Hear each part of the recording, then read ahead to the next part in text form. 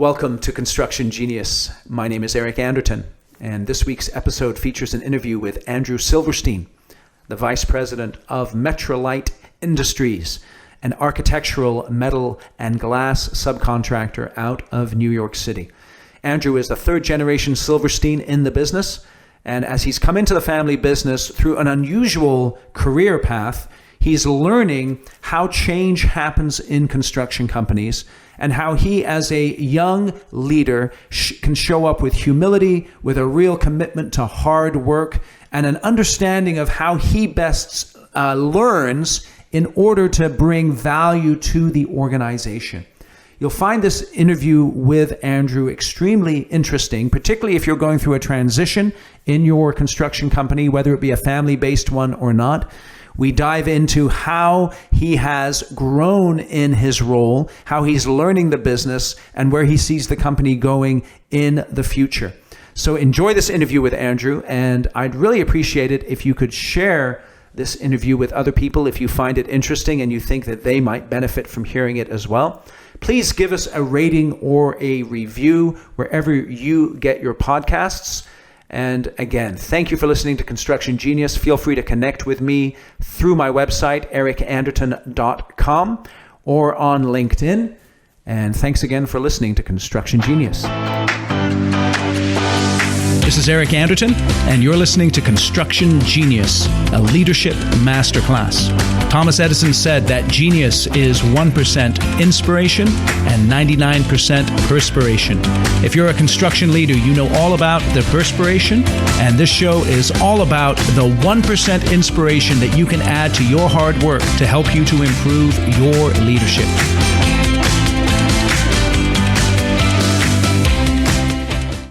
Welcome to Construction Genius. My guest today is Andrew Silverstein, the Vice President of Metralite out of New York City, New York. I noticed, Andrew, on your address that you're in Flushing, New York? Yes. When did you last get out to the U.S. Open there? Oh, not often enough, but I went this past year, and it's great. That's great. That's great. Well, you know, I'm really excited to have you on the show today, and the reason why is I was checking out your biography on LinkedIn.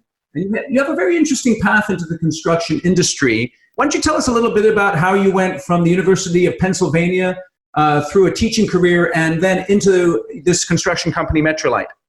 Definitely. Well, Eric, thanks for having me on. My name is Andrew Silverstein. I'm 29 years old, and I'm the Vice President of Metralite Industries.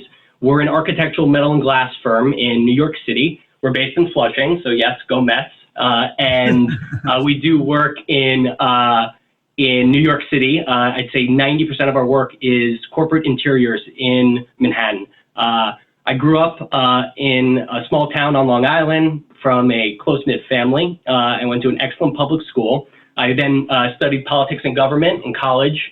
And out of college, I joined Teach for America, which is a nationwide program that places recent graduates in low-income and under-resourced neighborhoods. And so I was placed in the South Bronx, which is among the poorest neighborhoods in the United States, and at a school, classical charter schools, that's very innovative. So they do a lot of experimentation. They have a longer school day, longer school year, and a ton of feedback to young teachers. At that point, I joined my family's multi-generational construction company. My family has been in metal and glass through different companies for 4 generations. And so as I was leaving the school, I decided I wanted to join my family's legacy company and support and learn from my father. At the school, I started as an assistant teacher. I got a ton of feedback. I became a classroom teacher, then a grade level chair, and then the dean of students at the school. And I decided I wanted to go and really try out the private sector. And so at that point, my father and I sat down and we thought, you know, here's a company that has great foundations, but could go into a really cool direction under your leadership. So I've been there now for the last 3 years, and it's been a lot of fun. So let me ask you, what was it about the business? Because if I'm right here, your grandfather and your father started the business. What was it about it that was sort of drawing you in? Why was it that you wanted to get back into the private sector? Because it seems like you were having quite a contribution there in the school there that you were involved in. Yeah, so my heart lies in public service, but I live in Manhattan, and I always felt like there's something that's really being built, and I was building family, a community. I was building a school, and on the other side, on the private sector side, my father was building this company and contributing to building New York City, and he was able to walk around and say, "Hey, I built that. I did this entrance. I built this building." And it's tangible. And so as I was thinking about what's next for me, what skills do I need as a leader, whether it's at a school or elsewhere, I decided that this would be a perfect way for me to build to my family's legacy as builders in Manhattan, and also, really feel like I can build something that one could look at and point and say, "Hey, I did that." It's interesting because there's many construction companies obviously that are family based and they have different family members involved in the company. As you came into the business, in your mid-20s, having a completely different background from construction, how did the folks who were involved in the day-to-day, who'd been involved in the business for a while, how did they respond to the president's son coming into the company? Yeah, well, certainly there's nepotism involved. Since I was in middle school, my grandfather passed away, and my dad started asking me questions, just bouncing ideas off me. "Hey, what do you think about reshuffling this department? Well, I'm considering doing this." As just a thought leader, much of business is common sense and just thinking something out loud and trying ideas out with another person. And so I was that person for my dad. And so for years, I was his unofficial board of directors, just talking through different ideas. And all of our employees have been with us for, we have a lot of employees who've been with us since before I was born, who were at my bris. And so they were excited. I imagine there are people who enter family businesses where fellow employees feel rivalries or resentment. Thankfully, I entered a company that everyone was really excited when I joined. And even if it's as I'm moving the company in a different direction, I have the privilege to really set that, and the people I work with are really receptive. So let me just take you back then, because I find that interesting. So your dad is beginning to bounce ideas off of you about the company. Your grandfather passed, and so obviously, like a lot of CEOs, they need an outside sounding board from the day-to-day grind. How old were you when he was starting to bounce those ideas off of you? Yeah, that's right. So I'm probably around 14 years old through my time in college. So Let me ask you another question. I'm really interested in exploring this because, so if I'm your dad, your typical father, they obviously when you have your own business, your guts are in it, your life, your soul, your blood, and then you think about your children. And on the one hand, perhaps you think, wow, what I do is awesome. It'd be great to have them involved. And then on the other hand, you're thinking, I'm not sure I want to, put them in a box. I want to make sure they have an opportunity to do their thing. So how do you feel your father worked through maybe that dynamic? Give us some input there. Yeah, so I was not one of those children who was walking around the factories cleaning it up. I know there are a lot of construction executives who say, "Hey, I've been doing this since I was 2 years old." I was actually very much not that. My dad said, "This has been with us forever. Use it if you want. Join. We'd love to have you. And if not, go pursue your dreams in whatever you wish." But he didn't need that outside consultant, right? Whether a 14-year-old consultant, right? Just to say, "Hey, I'm considering moving this person from this department there. What do you think?" And just to ask, having an outside sounding board is helpful to anybody. Did you know these people that he was asking you about? Yeah, of course. I mean, some of them I've known my whole life, and I work with a lot of people who I've known my whole life, which is really special. That's interesting.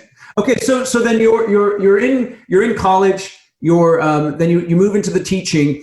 How would you describe the way you and your dad discussed you coming into the company? Give us some feedback on that.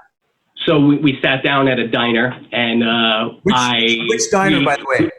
I don't remember, but it was one of those classic 1950s diners. So over some scrambled eggs, we just discussed, as one, is this a good option?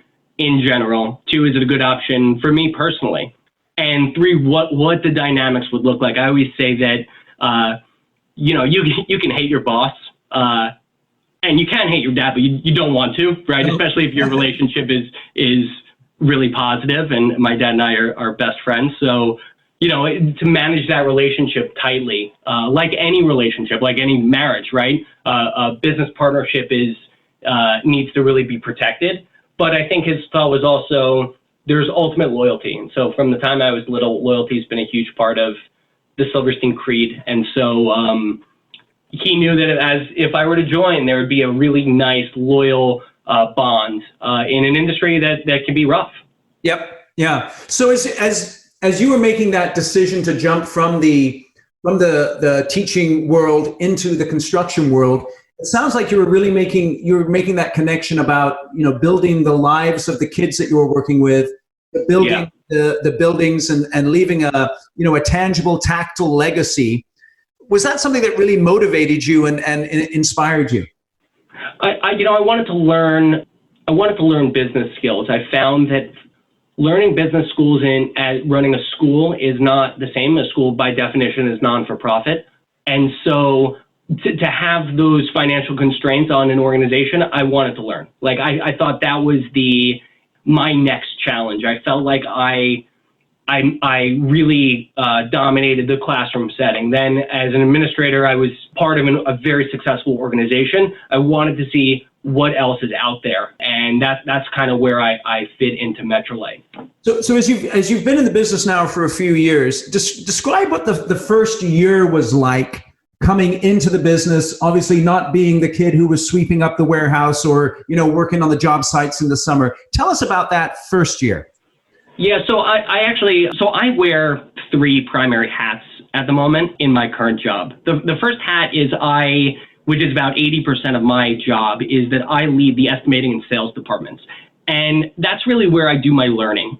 I learn the basics. So like in anything, you need to learn a language, right? In construction, there's a language that you need to learn. The second hat that I wear is overseeing the operations and day-to-day. I don't purchase the material, I don't install the material, but I oversee to make sure that the resources are going where they need to go, that the trains are running on time, and that comes from really a son's duty to start to shield dad from the thicket of operational nonsense and chaos of a company, and seek to reduce that. And the third hat I wear, my first hat, estimating and sales, is about 80% of my job. The second hat is operations, and that's about 10% of my job. And the third part, the hat I wear, is modernizing, where I really do my teaching. And so I'm in a company of baby movers in a industry that's ripe for disruption. And about 10% of my day is thinking critically about where our company is, where the industry is going, and how we can lead the industry. So let me look at that just for a moment. So when I think about a construction company, I think about 3 aspects in general. Number 1, you've got to get the work, right? So you've got to bid and win work. Number 2, you've got to build it profitably. And number 3, you've got to build the work or get paid for the work that you do. That's right. When you think about the bringing critical thinking to the way that the business is run and modernization opportunities, which, if any of those 3, do you find the most opportunity in? So a lot of the innovations that I've done has been in estimating and sales, because that's what I'm in control of. Okay. It's a lot harder to innovate on an area that you're not overseeing. So your third part, the billing and collection, is actually an area of the company that I'm not involved in yet. Perhaps in the coming year, perhaps in the next 2 years. But in terms of the bidding and getting work and operations, most of my innovation has been over the last 3 years in the estimating and sales, because that's what I've been training in. In the operations, that's where I'm going next. This coming year is all about, for me, modernizing the areas of the company for which I do not oversee. Okay, so let's go back to the estimating and the sales. As you got into that part of the business, got your arms around it, what was one area or two areas that you saw, we really need to make some changes here? Yeah, so I'm a teacher in my bones. I loved it, and I think as a teacher often. And so teachers know how one learns. And the question is, how do you acquire a skill that you don't know, right? And whether it's math for a fourth grader or cutting glass for a glazier, right? How do you master a skill? And so part of estimating in sales is developing true knowledge of construction. And so I think a lot about how for estimating and for selling, how do we build a project? What is the nature of our value add to the construction industry? Okay, so that's a good question then, because that's an essential thing in terms of selling. If you're going to sell something, you've got to solve a problem and you've got to add value.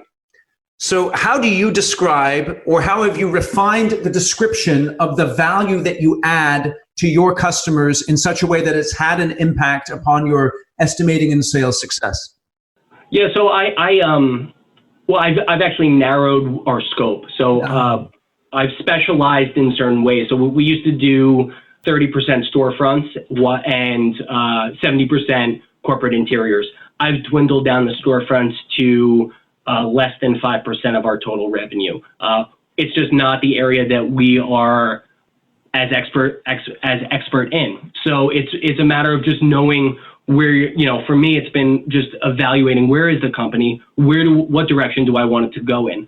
Perhaps in a year from now, I'm going to realize that, hey, that one storefront we did, that was extremely profitable and extremely easy. Maybe that's the direction we should go in. Or perhaps it's in retail or something else. I don't know that yet, but I do think a lot about, where is the department focusing its resources? How can I shift it as the company needs it? So as you made that shift in terms of, from going from 30% to 5% in terms of the storefronts, that's a strategic decision in terms of your niche. As you were introducing that thinking into the company, as you were discussing it, what kind of resistance did you experience from the folks within the organization, if any? On that one, not much, and we could talk a little bit more about the modernizing in terms of resistance. But I have yet to get any resistance on shifting our resources. Okay, so then let's explore that a little bit. So you're 29. You're self-described millennial. You're almost Generation Z here, man. I tell you. But then you're working with a bunch of baby boomers. So here you come. You're not only a millennial, but you're the son of the president. What did you do to position yourself to make the changes that you wanted to make, the modernizing? What have you done to position yourself in such a way so that people are receptive to what you have to say? Yeah. So Darwin was right. Evolution is nature's most powerful law. You either learn or you die. An organism either adapts to the environment or it goes extinct. So I've leveraged my privilege and the recognition that I'm the owner's son. It's no secret. And I think most importantly, it's demonstrating humility. I've gotten used to being in a room of 20 plus people who have 20 plus years experience just to say, you know what, I don't understand what you just said. Explain it one more time, please. And then have them explain it a second time and then say, you know what, I still don't understand. And then they explain it a third time. And I think the demonstration of humility and recognizing that smart people are not afraid to look stupid. And, I think that goes a long way. People respect when you own your own knowledge gaps. And so for me, it's just having immense humility on the technical side. Now, when it comes to how you create change in a company, creating change in a company is hard. It depends, right? In some organizations, you have a machine that's adaptive, right? Think about Google. They're constantly tinkering and experimenting, and changes result from it. Most organizations are static. Most organizations do the same thing year after year and don't change all that much. Right. When I was in college, I I studied military organizations. You said I studied political science, and military organizations historically don't change very much. They're constantly fighting the last war in terms of technology. Right. But in order to win a war, a military needs to adapt to changing times and needs to bring on new technology.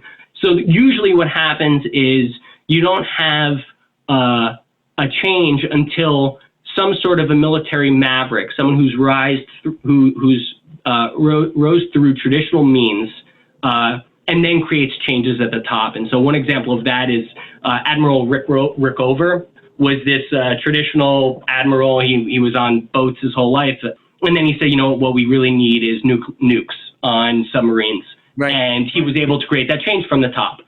So and that happens in all over, you know, the world, right? So that think about like Ellen DeGeneres with the LGBTQ community, right? So she demonstrates who she is, and then perceptions change accordingly. I did that at my school where, you know, I was a traditional teacher, and it took till I became a dean to say, you know what, like the rest of the country, we have a challenge that we are suspending Black boys more than other demographics of children. And so I was only able to have that credibility because I was a teacher for so many years. And so I said, hey, let's do something about that. And you can create that change once you have that credibility. So now, in order to have that credibility. Yeah, let me just ask you this question about, so you take Google, for instance, right?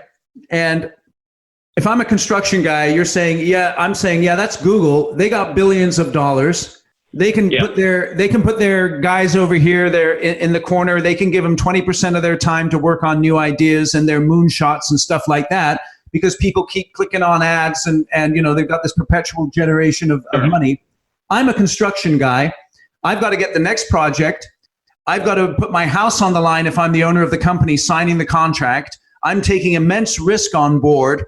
I just don't have time to take the risk to tinker and to innovate. I just need to get the next project built. Yeah. How have you addressed that kind of traditional thinking that many construction companies struggle with, and that's why construction tends to innovate at a slower pace than other industries? Yeah, and it also struggles to innovate because there's high barriers to entry. So you don't have, unlike the tech industry, you're not having a new architectural metal and glass firm in New York City pop up every other year that forces change, right? But your question's 100% correct, right? So I think it's a fallacy to think that most problems have financial solutions. I think most challenges require small changes that can slowly change. So it's a lot. I'd say if you go to Google, they'll say, hey, we spent all this money and we have this brand new program, right? We are launching it all at once. In construction, or at least in my company, what I've found is we're going to set a big goal and we're going to slowly tinker over time. We're going to have that a slow change towards getting to an end state. I also think having a mountaintop to climb and saying that's where we're going ends up really bringing a company together. But your point is right. It's how do you innovate when you're just trying to keep your head above water? Most challenges don't require financial solutions, and most challenges don't require all that much time-based solutions, right? Okay, so let me ask you about that, because I think that's really interesting. Because on the one hand, you paint a big picture, or you say, hey, this is a big mountain we've got to climb. But then on the other hand, you're saying, and the way we're going to climb it is by just taking one step at a time. Okay. Right. Now, so can you give me an example of a small change that has been introduced in your company that you found to have a significant impact? Yeah. So our one of our big goals is communication, right? Like any other construction company, that remains a huge problem. I came in, we had all those long email chains where people are fighting and trying to figure things out. And so I doubled down on communication and having transparency with our general contractors. So at first, what that looked like was I sent an email to everybody with just, here's where our status is, right? Low tech, right? It didn't require any money. It required 10 minutes a day of me just saying, this is where our status is.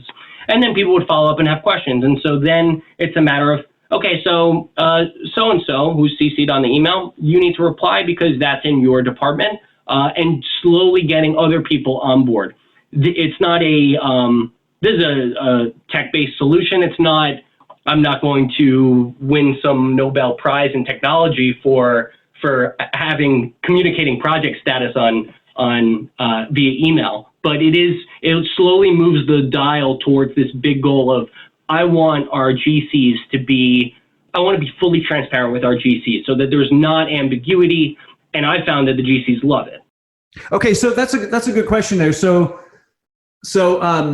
you're working with your GCs, and again, so let me put myself in the shoes of one of my clients who's a sub, and I agree. I want to be transparent with my GCs, but how transparent do I want to be with my GCs? There's some things. It's always a fine line. You don't need every GC to know how the sausage is made, but you do need to know. You need to guard. For instance, for us, we have a lot of long lead time items, so it's about guarding dates. If you need to be done in 5 weeks, and I have a 4-week lead time item, then I need to let everybody know that we're going to have an issue if something's not released for fabrication.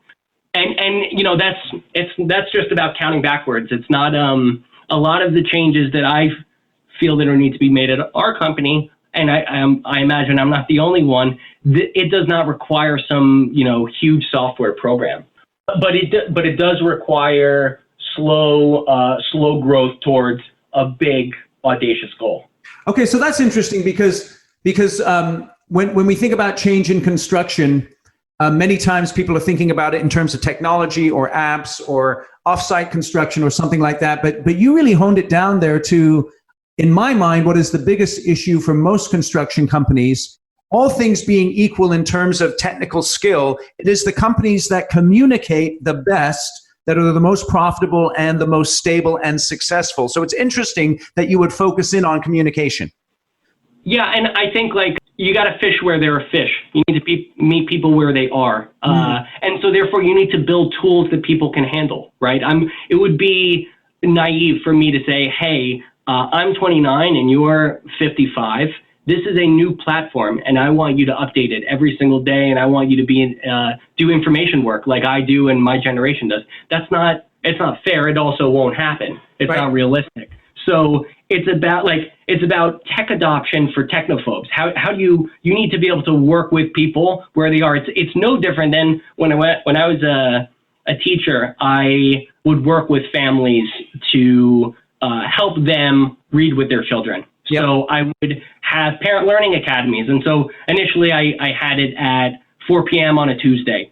Most of the families that I worked with work at 4 p.m. on a Tuesday. So I would have it at night. And a lot of the families I worked with didn't speak English, and my Spanish is terrible. So I would have a translator. It's about meeting people where they are to move the dial to where you as a leader ultimately want them to go. So that's practical humility right there, because the proud person would say, you need to adapt to me, whereas the humble person has the goal in mind and yet is willing to adapt to others in order to bring them towards that goal. That's right, and it requires making mistakes and being okay with that. Ray Dalio of Bridgewater Associates says you have to be comfortable with mistakes. You dent the car, scratch the car. Don't total the car. Don't let your company go bankrupt over a mistake, but make enough mistakes that you're learning and growing. And when somebody brings you their mistakes, be very conscious of how you're responding to it, because whether you have... Let me just interrupt. I'm sorry to interrupt you, but I found that interesting. What would you say is the biggest mistake you've made since you've come into the business? Yeah, so I rolled out this very sophisticated Microsoft Excel-based platform for our team. And I trained everybody, I showed them how it worked, and nobody used it because, right? And thankfully I didn't spend huge sums of money, but, right? But ultimately that's not where they were, right? It was way too sophisticated. So ultimately I decided what I need to do is I need I need to get them there. I know where I want them to go. I know I want them to be on sophisticated project management software. Right. It's going to take time to get there. First, it's about, okay, my department that I run, my estimating and sales needs to be fully integrated. And then slowly I'm going to go into the departments, which I don't oversee, and work with them and build that out. So the past 6 months, it's all about submittals. Our drafting department is now completely integrated with our software program. It took a lot of time. So when I was building the program for me and estimating, I worked with our administrative assistant to change it every day. I'd walk into her office and say, the thing I told you yesterday, scrap that. We're going to do something slightly different. And that took a lot of patience on her end. Finally, I knew where I wanted to go for me. Then it's about adapting the technology for another department and working with them.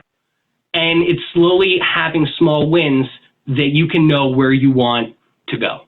See, this is great. So in terms of, this is really, really important because you can use this principle as a means of adopting all kinds of technology where you start small, you focus on getting some wins, you don't try and change the world in one fell swoop, and you tinker as you go before rolling it out to the entire company.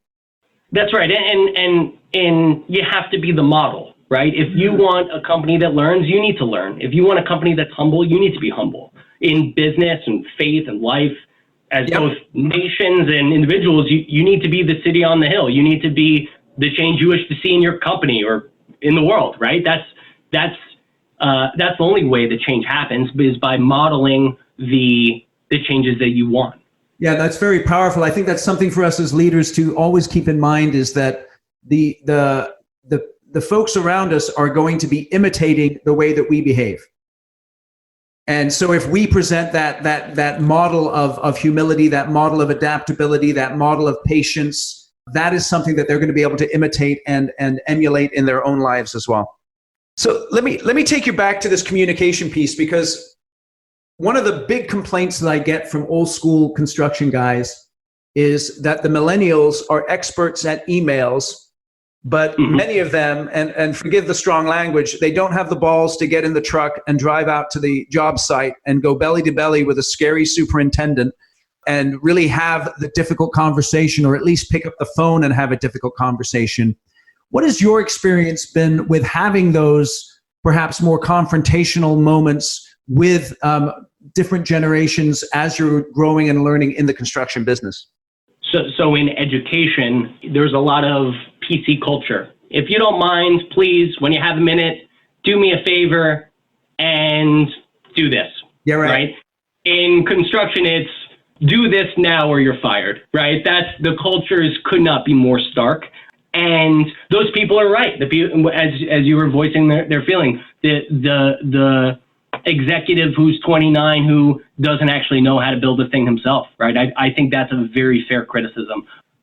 My argument to that is, when I started at Metralite, these kinds of difficult conversations were happening on a daily basis, where because we weren't thinking through project management programs, and because we weren't thinking 5 weeks ahead for a 4-week lead time, 2 weeks to go in the project, we need to get a 4-week lead time item done, and there were screaming matches, right? I think the more, and it doesn't have to be tech-based, the more thoughtfulness and tools that you bring, whether it could be a calendar, right? The less chaos, the less argumentation there ought to be. So I found that, in my first year, I was going down to job sites and getting in screaming matches with supers a lot because, well, I needed to earn my stripes. In year 3 now, it's about, how do I have less of those? How do we develop tools for people so that doesn't happen as often? Right. It's interesting. So what kind of, as you're beginning to grow into the company, and as you're thinking about the future of the business, where are you looking to recruit new talent into the organization, to as the older generation begins to head towards retirement, and you see the need to fill in with newer talent? It's our number one concern. So any listeners out there who are interested in architectural metal and glass, please reach out. We are definitely trying to recruit for the next era. And I want a team in my image, right? Our current team is built in the image of my dad, and they're excellent. We have some real construction geniuses on our team. How do you develop those skills that took a career to build in our generation, a generation who is less inclined to join what is a less sexy industry, right? Yep. But ultimately can provide a great livelihood, pay really nicely, and have something that you can really tangibly touch and feel proud for. So yeah, it's our number one concern is building a team for the future and finding the people who you would want, people who are humble, who want to learn, who are reflective about where the industry is going and how we can contribute to it. It's something I think about every day. So where are you looking? So typically I know, a lot of the construction folks I work with, when they're looking for project managers, they'll go to the CM schools, the construction management schools in the local universities, or go to the vocational schools for folks in the field perhaps. Do you look at any alternative sources in terms of tapping into talent? Because again, you came from, the poli-sci background to a teaching background to construction. Now, obviously your path was in some ways made because of the family connection, but are there any alternative places that you might look as a construction company to find talent other than the typical places? So when I was a teacher, unlike most schools, my assistant principal was in my classroom every day. Mm-hmm. And some classes I taught were excellent, and some classes I taught were not. And I got that feedback on every single class that I taught, which is really powerful. It's how you get a first-year teacher to be expert by the end of the year. And so having that full transparency with you to say that was a success and that was a failure is critical to who I am at this point. It's a core value. So that's a long answer to that. I have not found success in this yet. So When I do find somebody and another source of talent, I'll be sure to let you know. Because that's great. That's great. That's awesome. Been hard. So what is it about the construction industry that makes it a compelling career opportunity for a young person, do you feel? I'd say tangibly, financially, it's a great industry to be in. You look around, we have crumbling roads and bridges. We have schools that are in desperate need of repair. The construction world has never been needed more. Both construction and education are not sexy career paths. And to stand in front of 20 children all day long and teach math is really hard. To be a carpenter on a job site all day long is really hard, right? It's really hard work. But I think in that challenge and in that rigor is a sense of pride, right? I always say my former co-teachers are like war buddies to me, right? We've been in the trenches together. I see that same camaraderie among my rank and file, right? Yeah.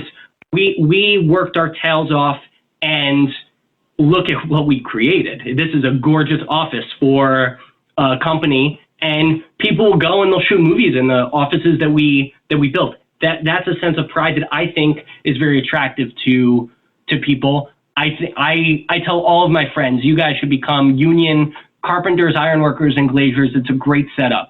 That's beautiful. Yeah, so those three things there I got there was number one, the financial aspect, and I 100% agree with you there. Number two is the camaraderie that comes from working together in difficult situations. And then the third thing there is that contribution, the fact that you can drive down the street and you can say, I built that. And particularly with the kind of work that you guys do, you're creating those interior spaces that are aesthetically pleasing and something that people can actually enjoy being in. That's right. We're a finished trade, so I go to these job sites right before we install our metal and glass, and they look like war zones, right? It looks bombed out. Our guys come in, it happens to be that the sheetrock is being finished and the painter just showed up, the day after, and I'll come back 2 weeks later, and it's a beautiful office space. And that's so meaningful. And in terms of estimating, right? I see something on paper, and then I see pictures of the thing we built, and that's really satisfying.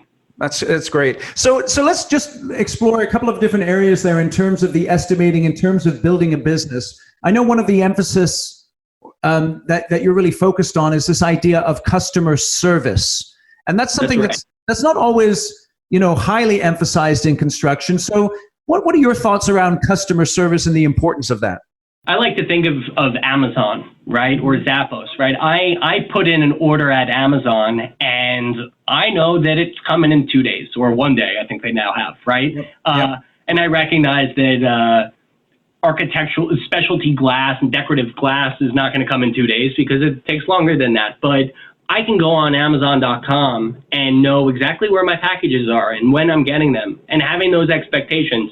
As a customer, that feels great. I also know that I happen to be getting the best pricing at the detriment of other companies, of course, but that's a different conversation. But I think I hold Amazon and what that has created for my generation as the model of what the whole world is going towards, where we know when to expect something, how it's going to come in, the quality, the timing, the cost. I think all of those are why, for me, when I think about any business, I think about customer service. I know generations ago, it was you're going to get the glass when you get the glass. You're going to get your office when I feel like it. The world has changed, and I've said that to my team, that gone are the days of the contractor dictating the terms. I just think nobody operates in that mindset anymore. Yeah. And when my team questions that or challenges that, I say, do you guys use Amazon? Because and how's your experience with that? Yep. And that's always we're always in agreement on that. So it's interesting because I agree with you completely with Amazon. I think one of the reasons why they have come to dominate is because of their manic focus on the end user, on the customer, and delivering not only the best pricing, but the timeliness, and also giving people the selection they want. And it's interesting to think about how you can take those lessons, particularly as a younger person. You take those lessons from the products and services that you use in different industries and bring them into the construction industry, taking from them what you can in terms of enhancing your business. That's right. And I'm a big reader. So I read biographies and history a lot, and mostly because I'm not the first person to have this problem or have this experience, right? In all likelihood, whatever your challenge is, you're not the first person to experience this. Right. Look for patterns in successful people's lives and apply them to your situation. Look for patterns in successful companies, apply them to your company, whether it's Amazon or someone from history that you admire. So let me ask you this as we're wrapping up here. What action items would you encourage someone who is young, they're just entering in, either they're coming out of college into a construction business, or like you, they've come into the business through their family connection. What would you say a younger person needs to focus on in their first 12 to 18 months in order to establish themselves and really set themselves up for success in the business? So I think about myself as a teacher and learner, right? So you're asking about how am I a learner? Right. So I'd say each person learns differently. Know how you learn. Personally, I learn from reading and writing and reciting. Most people in the construction field are tactile learners. They need to touch the thing. They learn by doing it. That happens to not be how I learn. So for me, it's probably why I'm in estimating, because I read and I learn by reading and writing and drawing, right? Yep. And when I was a teacher, I bought 100 books in my first 2 years and read every single one on how to be a teacher, right? Unfortunately, those books don't exist for architectural metal and glass. I've looked, right? Most people learn a trade by doing it. So you have to figure out how you as a learner operate and figure out how do you acquire that knowledge.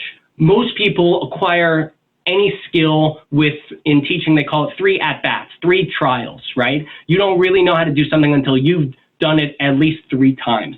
However you do it, whether it's I need to draw it out 3 times or I need to price something 3 different times before I really know what I'm doing, you need to learn how you are going to acquire the knowledge. So that would be my first thing. The second thing is just demonstrating humility, right? I think my generation struggles with humility, certainly in the construction field. It's just about saying, I don't know what I'm doing yet. I'd like to learn it, and I'd like to outwork my competition. Unless you're Einstein, Mozart, which you're not, hard work's can be your comparative advantage, right? Yep. So it's about humility, hard work, and figuring out how you will learn what you need to learn.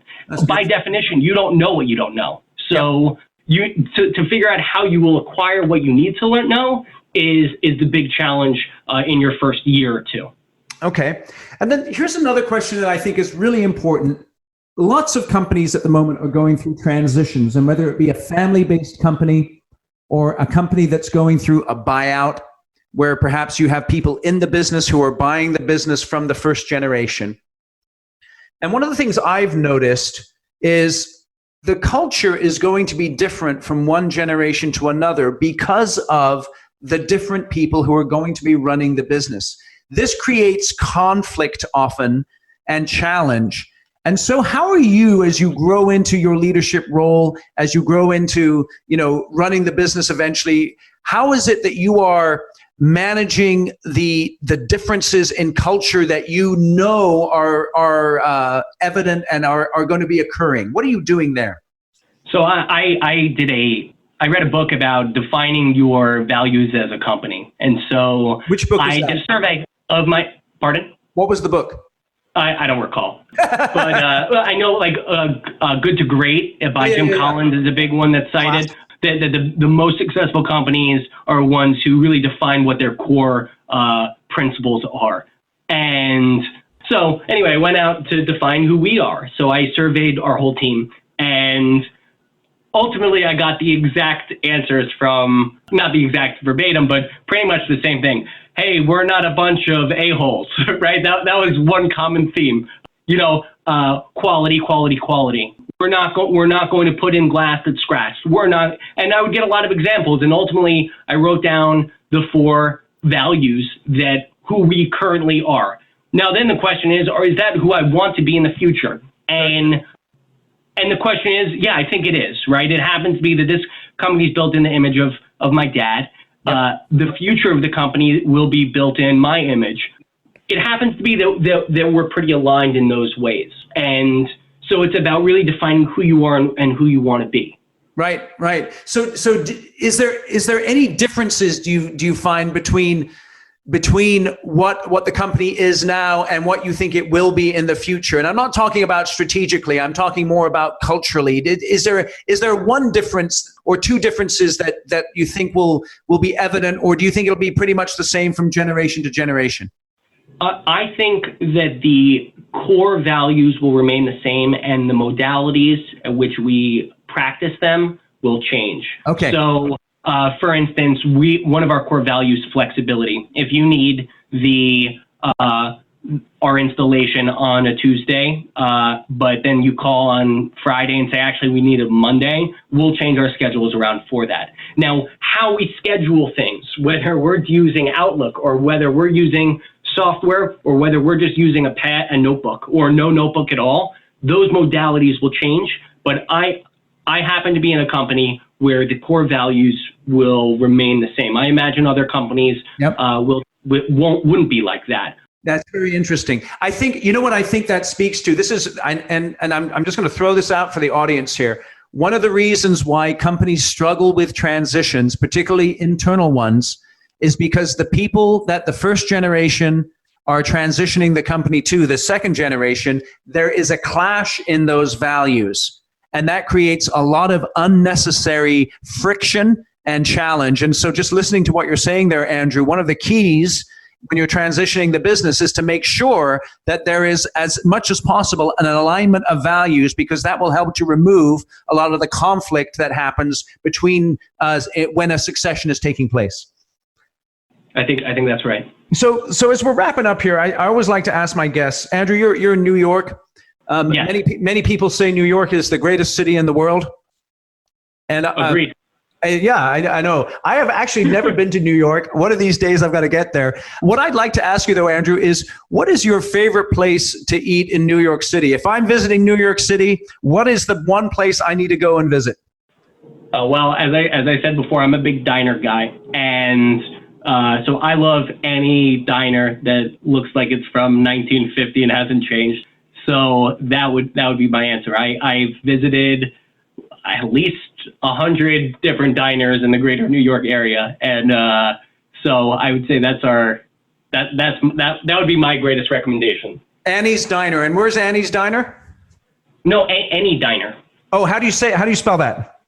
No, just like any old diner that you. Oh, any diner. Any diner in New York City. Oh, that's a big recommendation. Oh, okay. So I thought you said Annie's Diner. That's beautiful. Any diner in New York City. Okay, so if I'm going to any diner in New York City, what are you ordering most of the time, Andrew? What is your favorite dish? Oh, I'm an omelet guy. An omelet guy. There you go. So, yeah, but I don't want to go into ingredients because I don't want to polarize the audience. There you go. No, we want to keep it nice and broad to the construction industry. Well, Andrew, I really appreciate your time. You know what I'm going to do here? I'm going to make a note of this. I think it'd be interesting to check in with you here in another 3 to 5 years and see how this transition's going.